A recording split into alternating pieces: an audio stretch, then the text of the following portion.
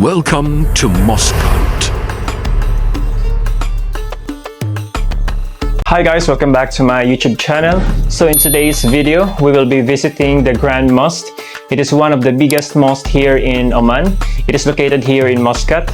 So it's just a 15 minutes ride by taxi from my place. Actually guys, parati na akong bumibisita dito but I never had a chance to go inside the mosque. Kasi for non-Muslims, you are only allowed to visit inside during 8 o'clock in the morning until 11 in the morning.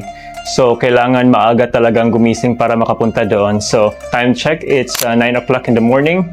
So, we still have 2 hours to explore the place. So, let's go guys.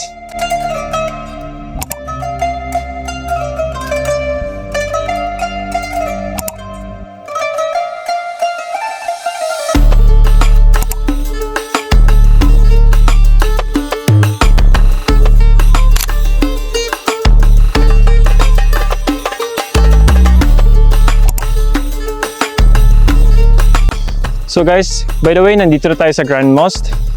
Itong Grand Mosque is located lang siya along the highway. Ito yung mosque, tsaka yung highway is nandun lang siya. So, easy to locate kasi nandito lang siya sa highway.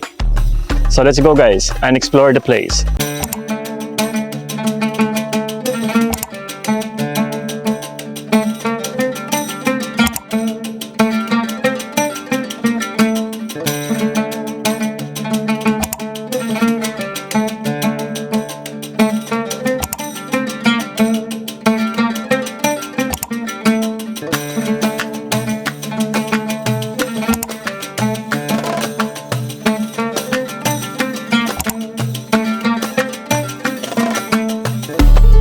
So guys, andito na tayo sa loob ng area ng mosque.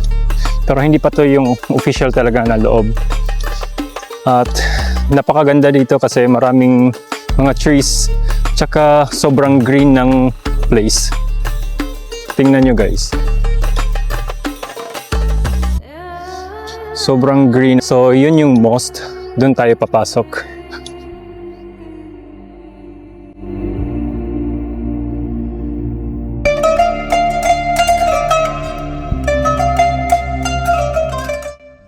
As you step inside the prayer hall of the Sultan Qaboos Grand Mosque, 2 masterpieces immediately take your breath away.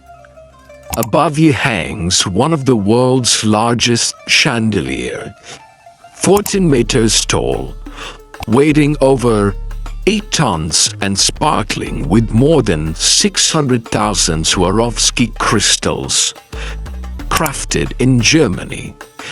It took months to complete and symbolizes both luxury and devotion. Beneath your feet lies a stunning Persian carpet, once the largest single-piece carpet in the world.